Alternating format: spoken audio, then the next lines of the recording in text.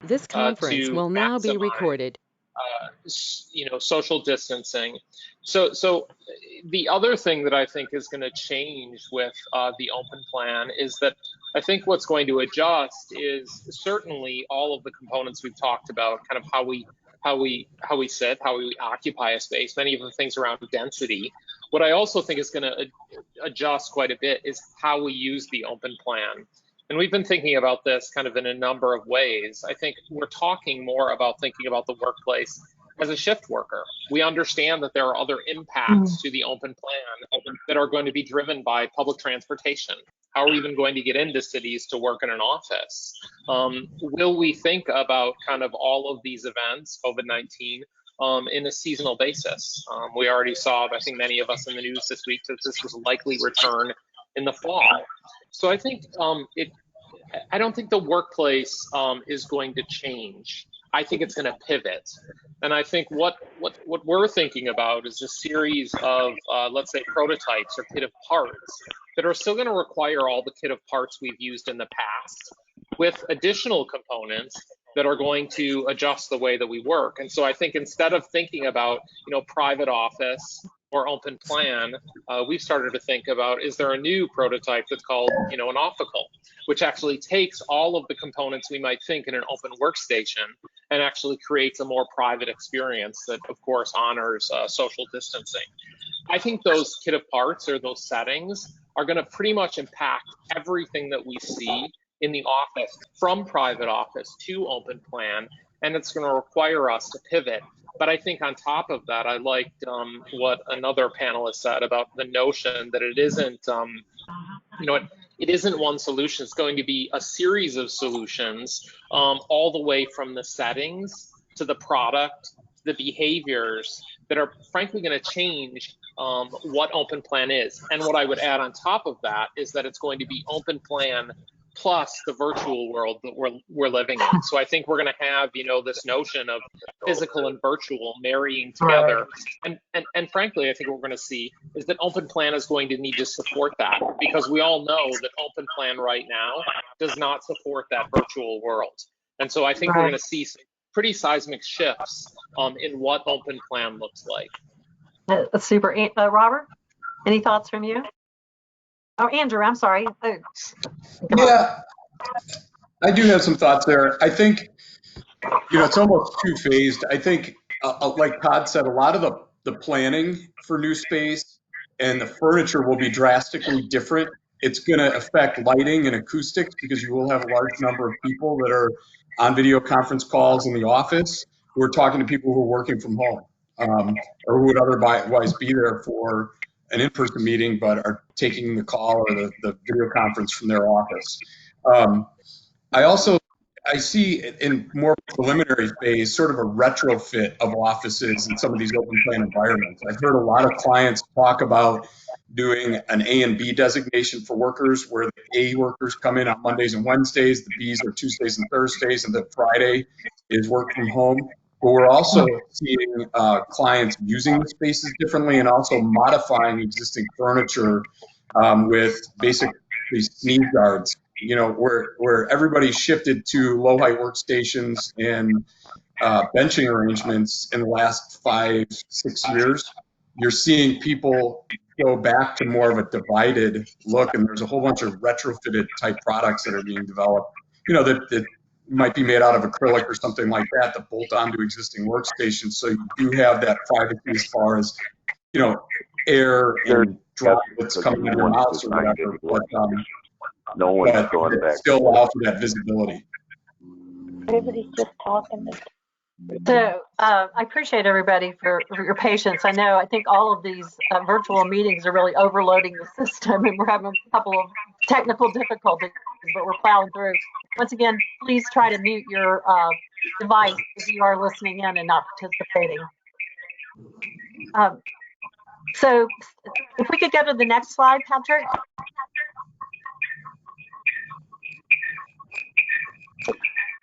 And Robert, I'm going to let you take this one. Is work from home, and you guys are already addressing this a little bit, significant for the future or temporary? Yeah, I think it's a great question. It is, in my view, both temporary and long term. I think one of the things that we've started to notice, and I think this is going to show up for a lot of occupiers like ourselves, is that the there's been this power dynamic shift that's coming on who makes the decision on where work is done. Historically, companies have made that decision. Companies would dictate whether a role can be performed in an office or not. And this is true of knowledge workers. So I know this wouldn't necessarily apply to retail and in industrial things like that, but in the knowledge worker environment. What's shifting though is because we've done this massive experiment around the world and everybody's gone to work from home and it's actually worked, that shift is starting to happen where now the decision to work in the office or work from home rests with the employees. And so I do think it's going to be both a temporary thing as we see the effects of COVID-19 continue through the rest of this calendar year, maybe even into next year. There's going to be a requirement to continue to see folks work from home. But I also think it's going to be just part of the way we think about where we work and how we work going forward in the eyes of the employee, because now they're going to have the ability to make that decision. And where I think that's really going to come from is the fact that so many people aren't going to want to come back to the work, even if we make all the adjustments we've talked about, which we have to do, and I think they're very smart ones to do. The idea that people are going to come back to work in mass is just, I just don't see that. We don't see that, and most of my industry peers would agree with that. So work from home will absolutely continue, and that power shift to who makes the decision on work from home versus work from office is going to be with us for a while. Excellent point. Thank you. Sam, can you add some? Yeah, thanks, Karen. So I agree that there is a shift, and I think it's going to continue. I 100% agree that workforce's ability and, more importantly, their comfort level in coming back to the office is really going to shift how we think about work from home populations. One counterpoint to what Robert was telling us is really, I think, culture. And I, having been a person that worked from home a lot when in the Midwest, when my team primarily lived on the East Coast, and even just now, while I'm now at Transwestern, I think culture actually takes a hit when everyone works from home. And so I think, while I agree that there's going to be a fairly sizable amount of the population that has some psychological concerns, and we have to mitigate and manage the perception versus reality as people come back into the office, and how we're providing a safe space for them. I think that there is still going to be a fairly decent amount of perspective by an organization because of the type of culture that they want to create. I think probably all of us can attribute to 8 hours of Zoom calls is really exhausting. And if you get energized by being in the office or being around people, and that's really the way that you deliver great work, I think it's really about choice and culture. And so I think work from home is still going to be a viable option for a number of organizations, a number of associates. But I think if we were to say, just because we tried this work from home and we think everybody is great, I had a conversation with a client most recently, and I said, being functional is not being productive. Just because I can be functional and I can do it and I can do my job doesn't mean I am necessarily the most productive or feel like I'm the most productive. So I think it's going to be balanced, and I think culture is going to play a really big part in it, because most organizations are talking about how are they creating a culture, because it taps into their talent processes of attraction and retention. Thank you, Sam. I'm seeing a lot of head nods, so I think we've got a lot of agreement from our panelists, and a great conversation. So, Patrick, if we can move to the next slide. And Sam, sorry, I'm going to keep you on the hook here. Can you address some ideas around the possibility of office space and building design changes? Yeah, so my perspective on this, again, leans a little bit back towards what is the purpose of work, and Todd talked about it. We have a really nice partnership with some other Gensler folks that we've been talking about, these cyclical cycles, or what is the purpose of the workplace. And so I think building changes, and honestly, that the replication of that in office space is really going to be determined by what is the purpose of the office space. What are you using it for? What is the intention behind it? And I think organizations really have to get very crystal clear around what that means for them. I think, there's probably some very specific ones that we could talk about around automation. I think you're going to see a lot more automation happen in buildings. We've all talked about smart buildings for a number of years, but I think that's going to be a big push so that you have a passive environment with a lot less touch. So it's both an opportunity for us to engage with associates in a different way, but also really can help manage infection control. So I think, the automation that you see between destination elevators and geofencing and beacons, I think that's all going to push more and more and more so that there's an experience component to that, but more importantly, there's a infection control component to that. I think you're also going to see, again, and Todd talked about this, the push of a lot of digital experiences. So how do you engage with your office space in a digital way? How do you engage with it through your phone, through video conferencing? And all of those things then ultimately create a strain on the infrastructure component. How do you leverage tools like ServiceNow to understand where people are sitting, or occupancy rates, or space planning? So I think automation and technology is going to be a big, huge shift in the design of buildings. How that replicates itself in office space, I think, is I think you're going to continue to see things like collaboration space. I agree. I don't think collaboration goes away. I'm 100% in agreement with Todd. I don't think that goes away. It becomes a center for connectedness. And so how do you foster that environment? You might have more of an assigned seating space, but I think you're still going to have those places where people have to come together to generate really incredible, great ideas. Robert, do you want to add some thoughts?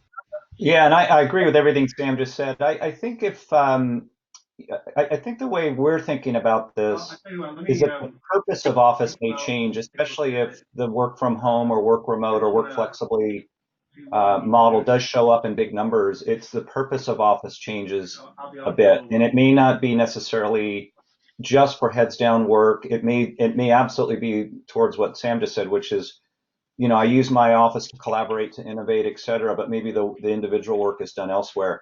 I think one of the changes that we're going to see on the design side, and I'm definitely guilty of this as somebody who's been on the end user side for a while, is we've really marched towards density and it's a lot towards collaboration, but it's also towards high density.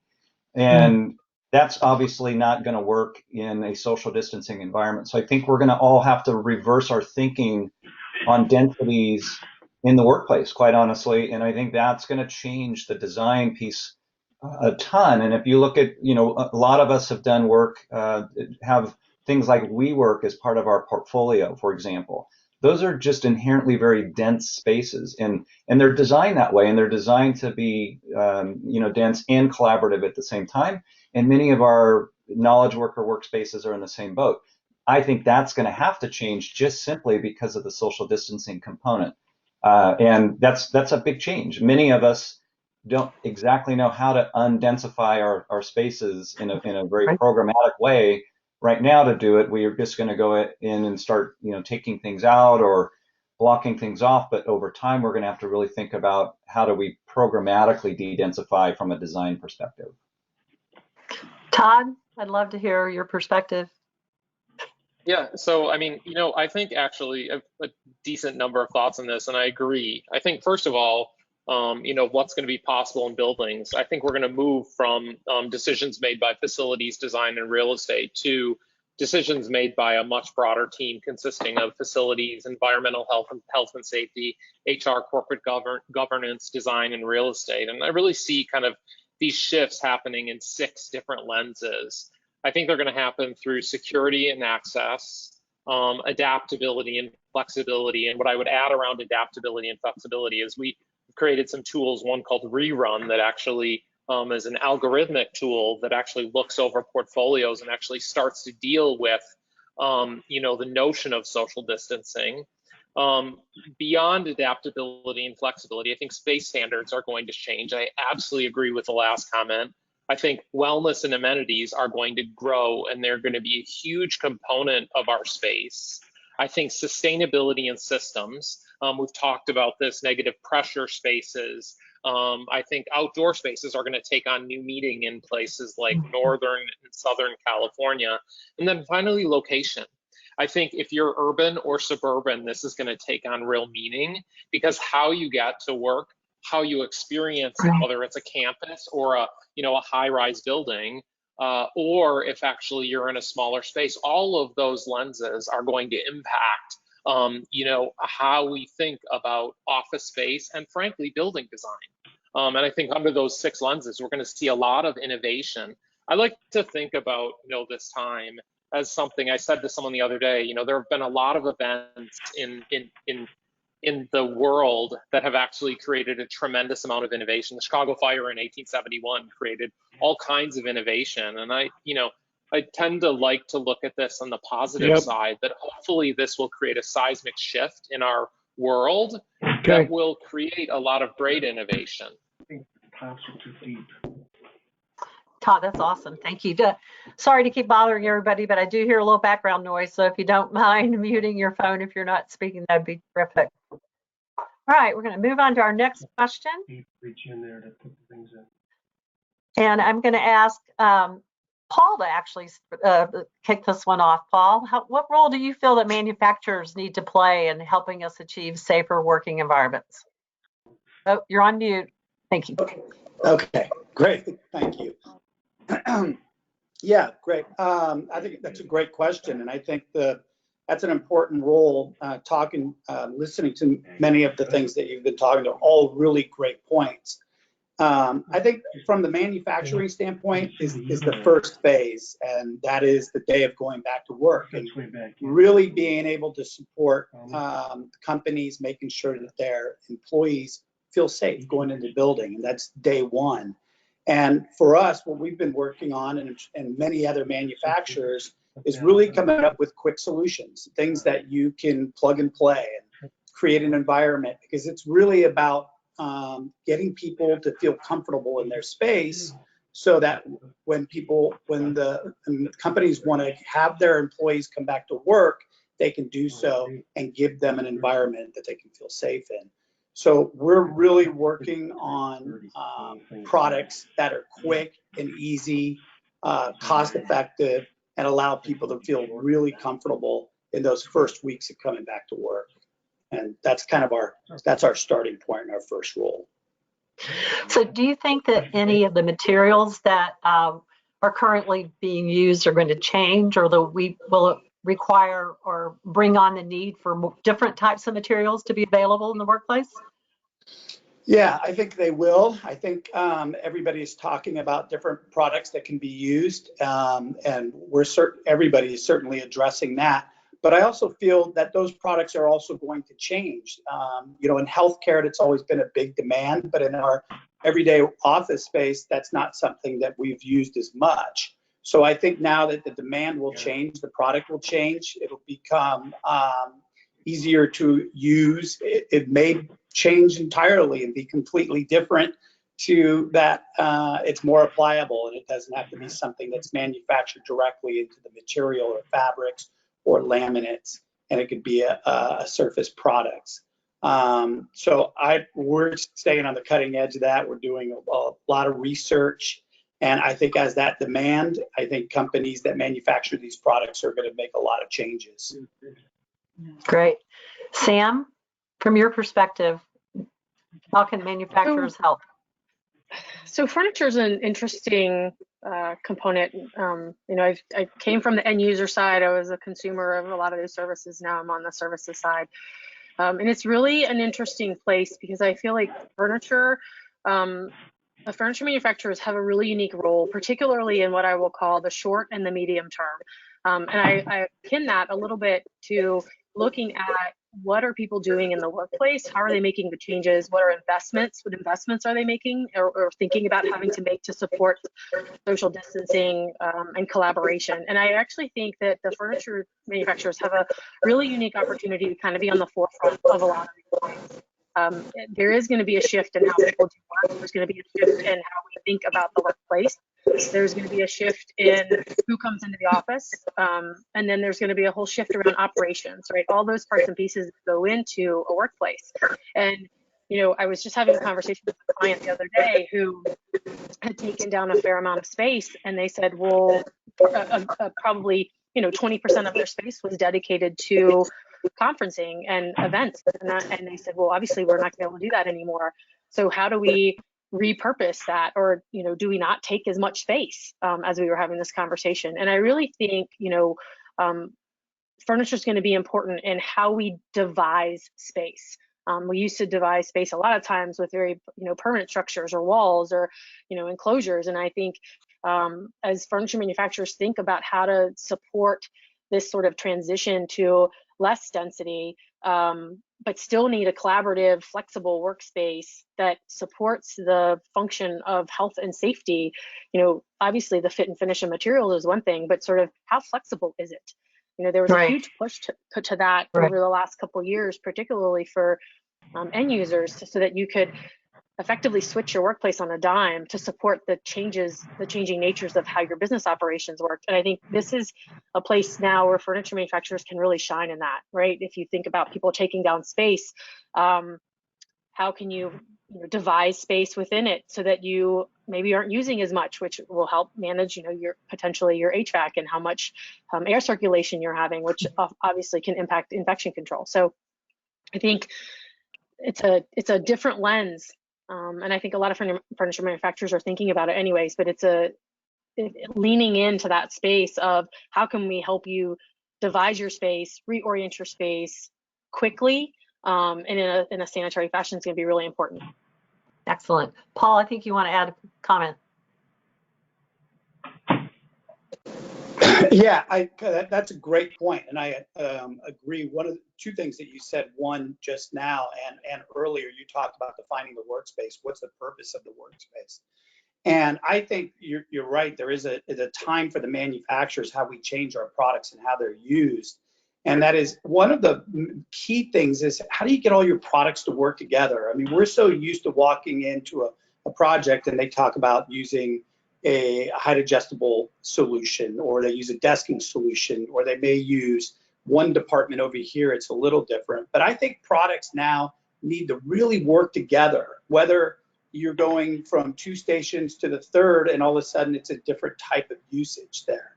So when you really determine the purpose of it, a company, it doesn't have to be broken off and divided in these quarters. It really just all needs to kind of work together. So I think you're seeing companies, manufacturers doing it now. We certainly are. We want all of our products to be kind of universal to each other. We talk about creating spaces that are a total solution, creating an environment that's pleasing to the customer, that performs for you. And that where now you have to really look at all your different products and make sure that they all comfortably work together. They perform well together. They're very adaptable, changeable. And you got to start utilizing the same materials, whether it's handles or the power system or how the data goes through that product. They have to work very comfortable with each one of those products. So as you're building your environment and you're creating different types of environments for the employees, that you're taking and considering safe, but also how does that product perform without having to make so many adaptable parts. So one of the things that you have to do now is you have to make sure that you're looking at your products and you're creating a lot of bracketry that's universal to each other, so that you invite that opportunity. Certainly now, like I said, you have role 1, allow people to come in and be safe, be comfortable. Role 2, step back, watch people, and watch these environments create, because people they tend to do things the same, and they're going to walk in certain patterns. What's the first thing you're going to do when you come into your office? You probably go to the bathroom now, wash your hands. And these will create directions, and we're going to be able to watch that and see how people act to it. And I think we're going to that'll be the second phase of how we develop our products that work around those. Yeah, that's a great point. So we still have a fair number of things to get through. And in reality, I guess each one of these questions could expand to a much longer conversation. And the good news is it looks like we have a lot of questions coming in. So I want to make sure we save some room for that at the end. We can move to the next slide. I'd like to ask Andy to talk with us about how are your conversations now with customers that you're currently working with? You know, how are projects going to change? Is everybody taking a pause? I think you're seeing a lot of that. It's really two things. I think anybody who wasn't too far down the process is pausing because of cash, just to wait and see. If they don't need to spend the money now, they're not spending it because they know that things are changing on a daily basis and it's going to be different in a couple months here. And then when we come out of this thing, I think to what we were talking about with social distancing and just a sense of people feeling safe, companies are really, really taking their time with that if they have it. And so I think it's led to sort of a gridlock. On top of that, you know, it's really hard for real estate brokers to make calls to potential clients and say, hey, how are you doing with that space? Well, everybody's in the same boat. Real estate is almost a dirty word right now. You know, it's expensive. Because it's going to change, nobody's making long-term plans until they have a little more clarity on how space is going to be used, how much of their workforce is going to keep working from home, what's going to make people feel safe, and then what are out there furniture-wise, how the design firms are reacting. It's like there's so many things in flux that are preventing people from making those long-term decisions. Nobody's going to go out and sign a long-term lease, you know, that's tens of millions of dollars until they can figure that out. Right. Todd, how's it going with you guys? Yeah, you know, I think I agree with a lot of the points that Andy said. I mean, luckily, I would say that, you know, we're still seeing a decent number of resilient clients. We also have some clients that are in late stage of large workplace projects, 1 million square feet and above. And so they're coming to us and they're asking, how do their projects pivot? You know, there's a couple of clients that I have actually in California that, you know, COVID-19 is a dirty word for them because they realize that in 12 to 18 months, there are likely going to be some solutions or treatments or, you know, vaccines with COVID-19. And I think their big question is, what is this event going to do to pivot the workplace, right? I mentioned that I think this is the seismic event. And so I think, you know, it's true what Andy said. I think people are taking a pause and a pivot. I think they're really taking a pause because they want to understand how will the workplace pivot. And I love actually when I think a couple of the panelists have talked about a new normal in terms of working from home. You know, who would have ever thought that pretty much 100% of, you know, the knowledge workers in the United States would be all working from home. Well, that's a reality now. And I think leaving that reality is going to mean a lot more choice for knowledge workers. So I think all of the companies have paused to actually take a look at what the new normal is going to look like, but realizing that, you know, the new normal, this is probably a, you know, 12 to 18 month solution that is going to cause a shift that I think we saw not in the same way at all, but when we actually became kind of so reliant on technology. I think it's going to be a similar shift that if we look back on this 2 years from now, we're going to actually think about workplaces as, you know, pre-COVID and post-COVID, because I think we're going to see some substantial changes. Right. Thank you. Robert, you want to weigh in just for a moment on that? Yeah, I appreciate everything that was said. I agree with it. You know, and we're as an end user, we're doing everything that was just mentioned. We're really having to stop and think, and it's not. You know, I think everything that we talked about here applies to our thinking, and we're trying to figure out the employee psyche as well, because that's a really big deal for us as an end user. You know, we have 11,500 people that are working remote.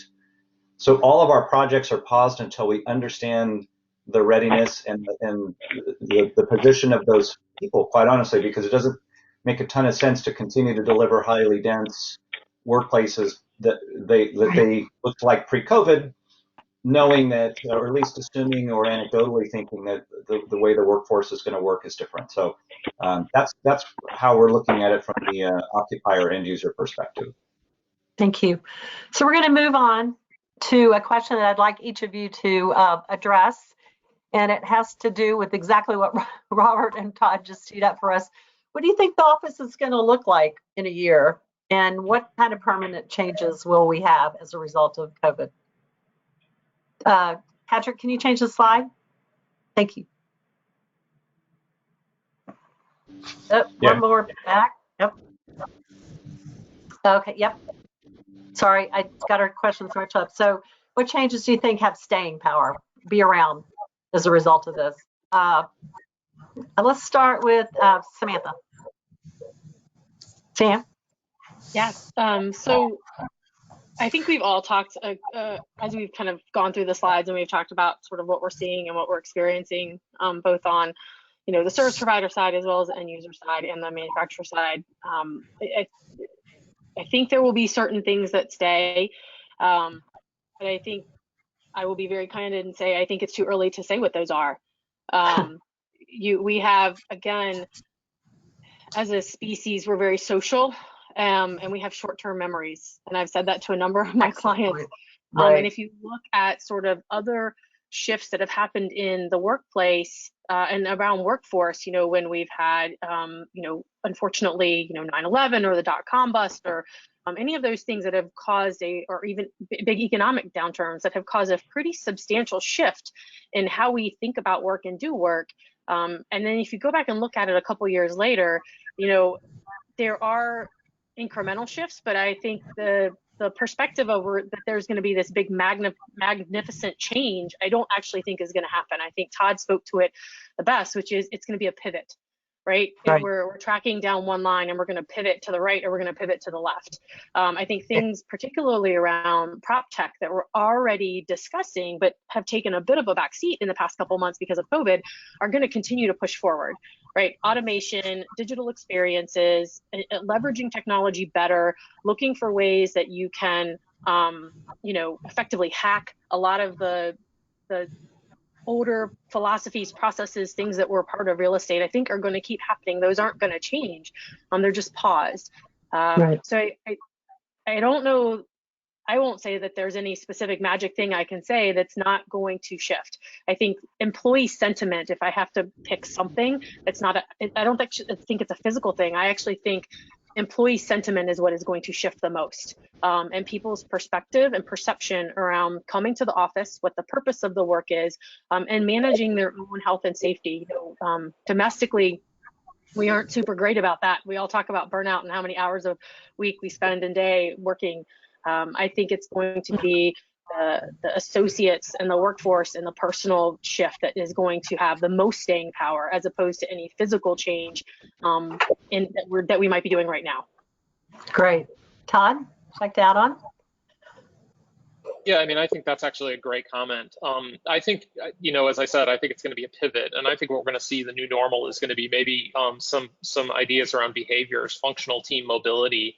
So I think, the notion of that is what if instead of individuals working from home on a daily or weekly basis, as job functions allow, whole teams or departments work from home on a monthly basis as project allows, and actually team A works from the office, team B works from home.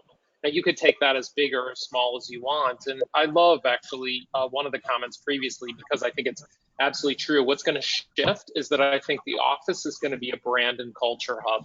Now that we know that people can work from home very successfully, I think the office as a brand and culture hub is going to be really important to, collaborate, to learn, to socialize, less to focus than it was before, because I think we realize that people can focus pretty well at home. So I agree that I don't think there's any magic bullet that's going to define this. And I absolutely agree that probably not going to be beneficial to bring anyone back to the office until they feel kind of emotionally and physically safe to be there. So I think the big pivots are going to be, as a human species, we love contact. We love kind of the notion of culture. And so for me, I think it's going to be those are the reasons when we feel safe that we're going to return to the office. That's great. Andy? Yeah, I echo the same sentiment. That's exactly what I was thinking. Is what I think all of us have seen and felt, especially like the last 2 weeks, as we've been sheltered for 5-6 weeks now. we're social beings. People need that human contact. There's an unquantifiable value to unplanned collaboration and socialization, and people are going crazy in their houses, trying to work. Their spouse also working from home, their kids being around. I think people are starting to see the value to offices, and I've had some of my own employees say, "Hey, when can I go back to work?" People want to get out of their house and go to the office and see their coworkers. So I think you'll see more of a focus on collaborative spaces. Companies may not be building out large seas of workstations so that everybody can get their productive heads down time done in the office. They can do that at home. What they can't get is that unplanned social interaction and some of the collaboration that results from that. That's an excellent point. Spaces will be different, but I think there's going to be more of a focus on making those meaningful and safe. Terrific. Robert. Yeah, I mean, it's a love fest here. I'll build off of what everybody just said. What Sam said especially resonated with me. I would go back to, we as companies, we've really focused on employee experience over the last several years and really building out that experience. And so I think what's here to stay is whatever that experience the employee is having related to COVID, post-COVID, whether it's desire to work from home more, desire to be in the office, we will continue to adapt to whatever that employee experience is. I do hold the position that I think more and more people are going to want to work in a flexible environment. Yes, they're going to want to have that communal aspect of the office, but they've also fallen in love with working from home, or they have very real concerns about working in dense environments or working around, folks, public transportation, et cetera. So I do think as companies, we're going to continue to adapt and continue to create great experiences. That's not going to change. The employee is going to drive more and more of that. And I do think that may show up for us in these flexible work arrangements and working from home. And I think what Paul talked about is really important because we have to be prepared to physically adapt our workspaces and our products, et cetera, in the workspaces to acknowledge that shift is happening. And so that's how I would view it. Paul, add on? Get that mute button there. Yeah, I agree with everything that was said. I think that if I could add anything, it would just be that we have an average size office, and we have many office space that's very small, and it's my opinion that I don't think there's going to be much change in those office environments in your average size space. I think coming back to work that day one there will be a change, but I think people will get back in their own patterns as they start to feel safer and things start to normalize. I think in the larger corporations, I think they've got it. It's going to be interesting, just because there's a few different things that I think can take place. For years we used to attract the customer to come to our space, and now for several years we've attracted the employee to come work in our space. So you have to create this really cool environment, fun, flexible. And now there's a third one, right? Now we have to create a space that's safe. So because people are going to be thinking different. So it'll be interesting how all this comes together. And again, I go back to the products really having to work for different environments, but yet in more in the same area, so that you can use all of your space different. I believe that as Robert said, there's going to be a lot more collaborative areas. And once you're going to have those areas, but then when you really get to your work, you're going to want a little more privacy, and maybe it's going to be a little more panels, a little taller, or just something that makes you feel a little more comfortable. So I feel like we actually sort of incorporated the last question that we were going to ask in this conversation. There are definitely some themes that are emerging, and we have almost 50 questions from our participants. So I'd like to use Todd's word and pivot into addressing some of those questions. So I'm going to ask Patrick to step in and moderate some of the questions that we received. Are you with us, Patrick? You there? Yep. Thanks, Karen. Sorry. Yeah, I'm going to field some of these questions for Karen. We definitely have a lot coming in. one that just came up is anyone aware of government documents that will outline requirements for what offices will need to look like in the future? Yeah, I can actually answer that. So I don't know if earlier this week on Wednesday, the Centers for Disease Control had a webinar on what the future of office is going to look like, and they had 150,000, Wow. 150,000 people that attended that, and there are actually some good, documents out there. The best that I have seen are coming out of a lot of the organizations, IFMA, OSHA, the CDC. And of course, these all don't say the same thing, but I would encourage you, or certainly reach out to me. I can link you to some that I know of. But we're seeing a lot of these, and I think the point of is these are guidelines. And what we've seen actually, even in the first month of these, is the guidelines have changed so much. Even if you look at, how long does the virus survive? What services does it live on? That I think we can expect that actually, while these are good recommendations from, CDC, World Health Organization, IFMA, many of these organizations, at the end of the day, we can probably expect that they'll pivot quite substantially. Awesome. Anybody else want to add anything to that? Yeah, I think it's not so much going to come at the federal level. You'll see local municipalities have different levels of code requirements that come out for density, but also HVAC requirements. You'll see more clean air changes. You'll see filtration systems. I think IBC, International Building Code, and ASHRAE will have a lot of comment on this. I think a lot of the innovation will come out of California because that's where things seem to be most prohibitive and prescriptive. They really led the way with energy code, and I think they'll continue to do a lot of that with some of the infection control and worker safety requirements that affect building code get adopted slowly across the rest of the country. Awesome. Cool. If anyone else doesn't have anything, I'll move on to the next question. What are your thoughts about how screen dividers will not keep a virus from spreading? Are they really needed? Who wants to take that one? Paul? All right, I'll do my best. Are they really needed? I think they are. When you look at the density that we're using today in our office space, depending on what company, it's a very small space, and it's not, it's a potential problem. Where screening can help, depending on whether you go, how far the distance is between the people, you can go up to 24 inches, and I believe that's definitely enough to certainly give you a sense of safety and keep you out of harm's way there.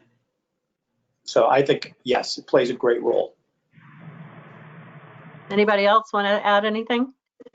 Yeah, this is Robert. I think whether it practically plays a role or not, it's psychologically going to play a role. I was on with a colleague yesterday who they still have the tall panels in their workspace, sort of the older style, and they're actually thankful they did that because they think that's going to, frankly, make their employees feel safer. Whether it practically does or not, it will add a level of comfort, I think, for employees to have some version of screening in place. I think, anyone else? Yeah, so I was kind of waiting to see what people would say about it because I agree a lot with Robert. I think there's a lot about perception in that. And I think one of the things that particularly folks on this panel, but everybody listening, like perception sometimes can lead us to a slippery slope. And so as we think about what that means for our associate base or our clients, if we, as we're thinking about tall panels, when you get comfortable because you feel safe, your controls might not be as high, particularly self controls. And so I do think that, while tall panels play a role, particularly psychologically, it would be remiss of us not to think about what does that mean then on the reverse side? Does that mean that the associate base or, our clients feel very comfortable and now they're safe and they don't have to worry about anything? I think it's a bit of a kind of a managed ecosystem in that space, because you don't want people to be like, okay, now I've got a tall wall, I don't have to worry about any other safety protocols or procedures or self-care that I need to be taking care of, because it still does potentially live on surfaces, or it still does potentially move through the air. So I think it's going to be really important for all of us to think about what do we need to do to manage that safety perception for the teams and the clients and the associates, but what's also the reality of what that means for them, and not allow folks to be lulled into a sense of comfort that is or is not true. An excellent point, Sam. Patrick, I think we have time for a couple more questions. Cool. Yeah, Yeah, let me find one. How about many of us work in urban environments? How will transportation methods need to evolve? Have employees asked about this? Yeah. I guess the question is getting people to and from the office.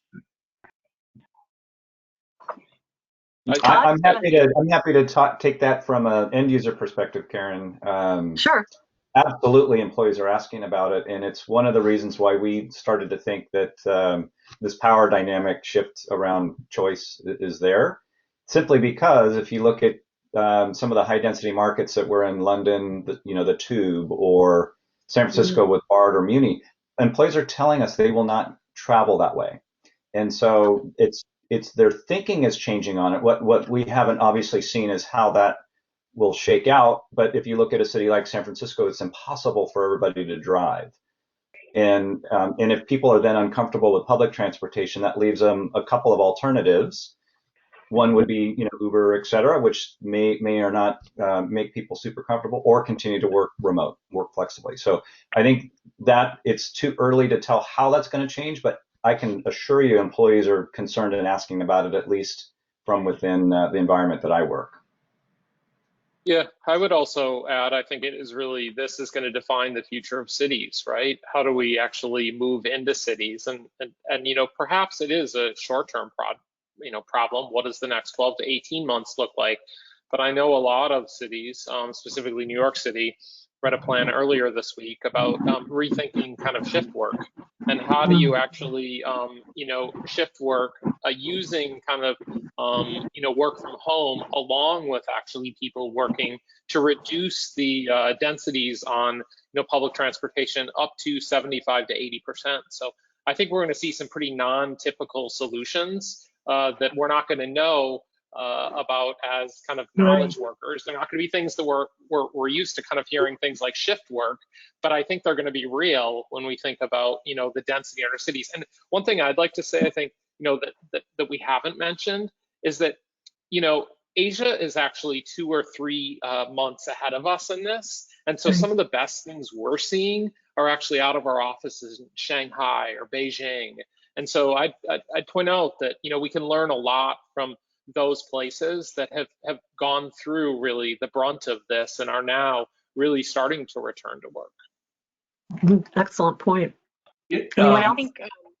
Yeah, so one other thing I think on the transportation component is, I know at least in Chicago, our commuter trains have done a much reduced schedules, almost to the point of taking some trains out of commission. So I think in addition to not only as we think about people coming back into the cities, people coming back to the office, particularly in urban locations, there's sort of this whole perspective around what is the operational model of the commuter transit population in general. And I think if clients or end users are not considering that, that's probably an opportunity to consider, because I do think that there will be, I read an article the other day where it was talking about New York City Metro or subway and how, at different points in time in history, they almost went completely bankrupt. And so what happens if the commuting transit options go away or are reduced? And so I think that's the other component, not just the safety component, but if they can't provide that service, what does that mean for how work gets done, where work gets done, and how we connect and engage as a community? We have had several questions. I'm sorry, go ahead, please. Oh, I was going to add just something real quick. Oh, Paul, you went off. Paul. Yep. Uh-oh. Hang on, we'll see if Patrick can get you back on. Okay, There you I go. think I'm back. One of the things I was going to add in talking with overseas, yeah, I work with our office in Shanghai every day, and I always ask him every week, and it's kind of two things I always kind of bring up is, all right, tell me about your restaurants and tell me about the bus, because as we all know, when you're there, the bus, I mean, there wasn't any room left when those doors closed, and the restaurants were packed. And when they first came out of it, the buses were empty, and each week there was progressively a little more. And we were just talking this morning about the restaurants, because as you know, there's always individual private eating areas in an office on the outsides, and in the middle they have kind of a high density eating area. And just today we were talking about it, and now he says it's about 10% less of normal, but that's how much they've returned and normalized in the restaurant environment, which is a lot of people in one restaurant. So they're starting to we have come up to, yeah, we're at the end of our hour, but there is one question that I saw coming up from a multitude of people, and it is a good one, addressing ergonomics for people who will continue to work from the home, and what kind of responsibilities companies have for that. Who wants to address that one? Robert? Yeah, I mean, we're dealing with that now, and even though it's fairly temporary, and it's different in different places around the world. There, you know, the company liability in the UK is different than in the US and different states. So I think if we stay in a prolonged work from home, even if there's not requirements to do so, I think just under duty of care, employers are going to have to really think about how they equip folks at home ergonomically. And, you know, it's probably impractical to think that if somebody's working at their kitchen counter temporarily and they become work from home permanently, that that's going to be their permanent working style. So employees are going to have to step in with some guidance, some responsibility of some sort, if this becomes a prolonged work from home experience for folks. Anyone else? Hey, Karen, can you hear me? I can. Excuse me, this is Steve Brandt. I was wondering if I could just say one thing that kind of bridges something Paul was talking about just a minute ago. Is that possible? Sure. So my wife works for a international company that's based here in St. Louis, Missouri, that has operations throughout the globe, and everywhere except for China, they're all working from home. Just yesterday morning, she called me in because she knew I'd have. By the way, she's taken over my Freon equipped beautiful office, and I'm at the kitchen table. But she called me in. She said, "Look at this." She wanted to show me a video that looked like it had been professionally done by the company, and it was a walkthrough of the China offices. And I apologize, I don't know what city this is in. I could find out easily enough, but in any event, it's in China. And just aesthetically, I was thinking it was an office in Chicago or LA or whatever. I mean, furnishings and finishes and whatnot, it looked just like any American office. What I found striking was it looked like it was 2018 in terms of the way the employees were situated and interfacing. And then they would show at the bottom of the screen, it would say this is a stand-up meeting, and they'd show a group in a conference room. Then there was a real conference room meeting where they were seated, and then all the open office areas. And to Paul's point, I mean, it was clear, other than wearing a mask, that this had gotten back to normal very quickly. The stand-up conference was the only one I saw where there was any social distancing. Otherwise, people were working, relatively as they would have several months ago. Right. I was really struck by that. So I just thought I would throw that out there, as it might have any relationship to, 6 months, 9 months, or a year in America. I mean, maybe not, but it was fascinating. Yeah, thanks, Steve. Appreciate that perception, and it's nice to see that on the horizon. I do appreciate everyone's time, and I think it has been incredibly valuable for me. I hope it has been for other people. These are clearly stressful times, and in stressful situations, we have a lot of opportunity for growth. And I feel like we're developing a whole new vocabulary. We're certainly collaborating, and I'm so happy to hear the opinions that you all have about getting back to work and getting back in our collaborative spaces, because I agree with you. I realize how much I miss the human touch. And we will have, this is recorded. If you'd like to share it with others, you can reach out individually to anyone through LinkedIn if you have additional questions. But once again, I just want to say thank you so much. Incredible hour together. And everybody have a great day. Stay safe. Thanks. Thanks, Karen. Bye. Thank you. Bye. Bye. Thank you. That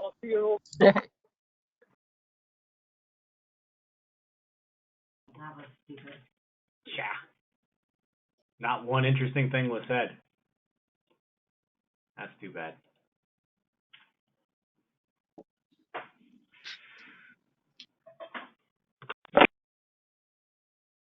Hello. Oh my God, we navigated a few nightmares. Jesus. Oh, we Wait. had to figure out how to keep people on. Hold on. You figured it out, but it was awful.